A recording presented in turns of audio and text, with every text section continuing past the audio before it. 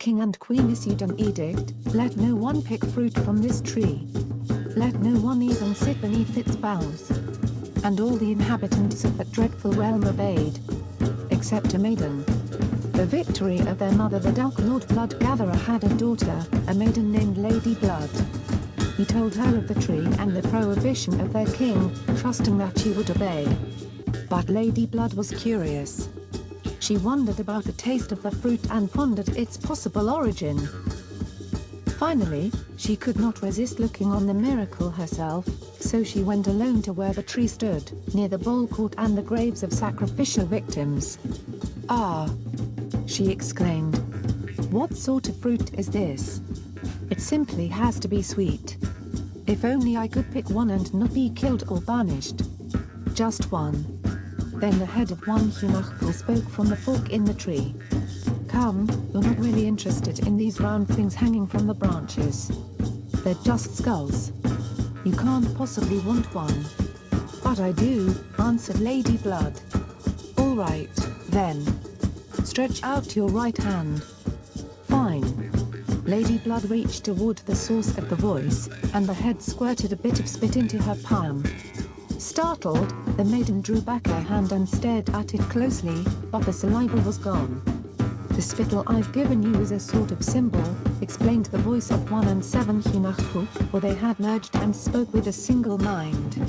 "You see, my head here has been stripped bare, all that's left is just the bone.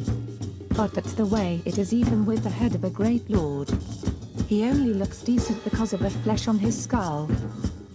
Once he's dead and rotted away, though, people shrink in fear from that naked bone. His sons, now, they're like his saliva, which still contains his essence even after leaving his mouth. Whether they be the sons of a lord or a wise man or an orator, they preserve the basic nature of their father. His face isn't wholly lost, but passes to the children he leaves behind. That's what I'm doing for you. Now abandon this land of fright. Go to the surface of the sea-ringed world before they kill you. Trust in my words." The skull gave her many more instructions before she was on her way. By the time she reached her home, the saliva had sparked life in her womb, and she conceived twins, sons of 1 and 7 Hunachpul both. But instead of leaving the land of the dead, she remained in her father's house. When 6 months had passed, Lord Blood-gatherer noticed that his daughter was pregnant. He went to the council chambers and addressed his king and queen: "That daughter of mine is with child. A bastard." "Very well," said the queen. "Question her. If she refuses to reveal the truth, you must punish her. Have her taken to some distant place and sacrificed." So Lord Blood-gatherer confronted Lady Blood. "Whose child is in your belly, girl?" "There is no child, Lord Father. I have not known the face of a man." "I see. So you are clearly a whore."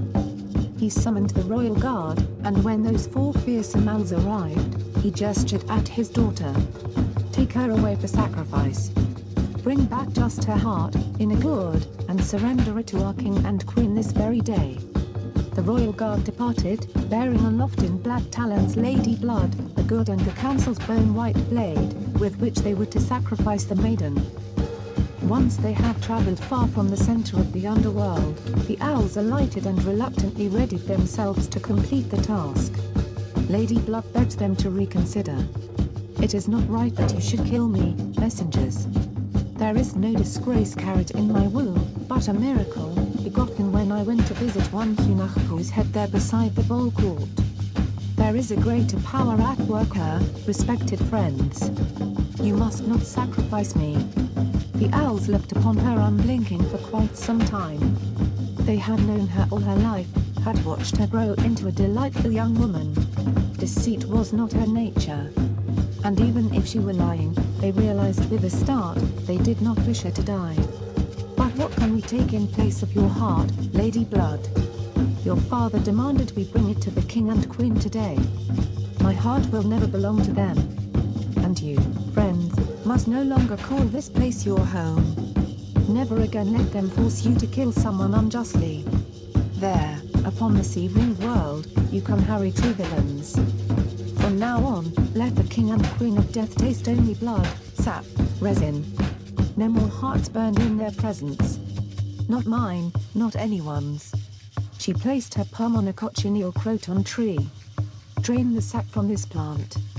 Collect it in your gourd. They used the blade to slice the trunk until sap dribbled out. The red resin congealed in the makeshift bowl, forming a lump like a heart surrounded by what appeared to be clotted blood. On the surface of the world you will be blessed, said the maiden to the owls with a happy smile. You will have all you desire. So be it, lady. We will accompany and serve you. But go on ahead while we present this false heart to the Dark Lords. When the royal guard arrived in the council chambers, the fell aristocracy of the Netherworld had already gathered. Has it been done? Asked the King of Death. Indeed, your majesty. Here is her heart in this gourd. Very well. Let us see.